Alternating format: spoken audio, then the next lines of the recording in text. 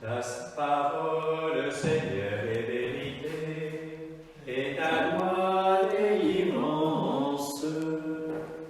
Convertissez-vous, le Seigneur, car le royaume des cieux est tout proche.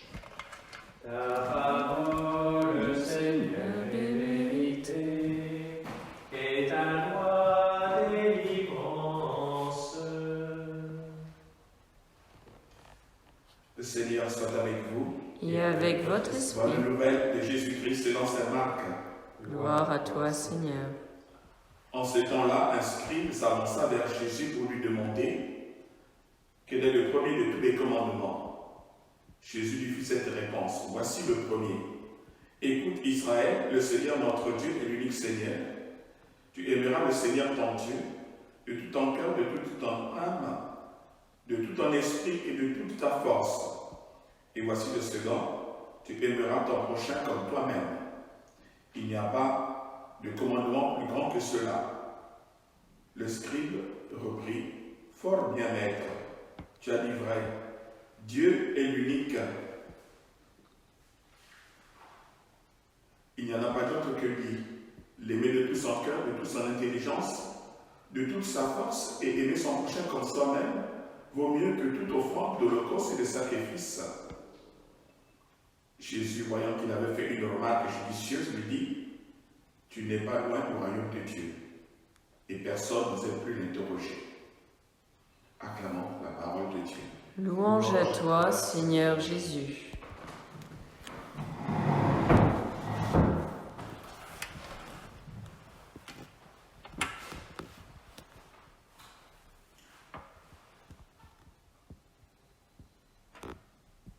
Le scribe a fait une remarque judicieuse à propos justement de la loi.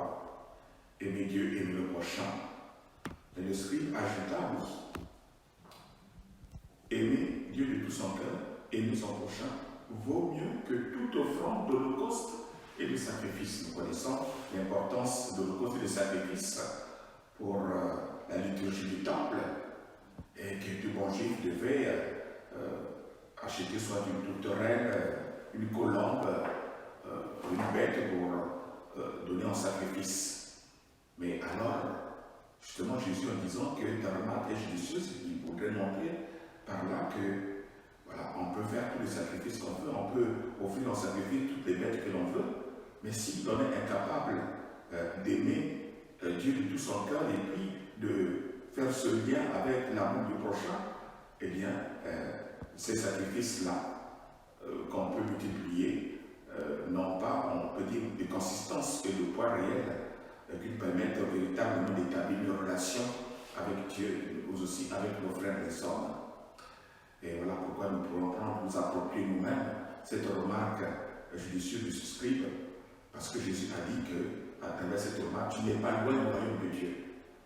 Alors le royaume de Dieu nous permet justement de rétablir notre lien, notre relation avec Dieu, une relation vraie et profonde en Jésus et par Jésus, mais aussi une relation vraie et profonde avec tous nos frères et sœurs.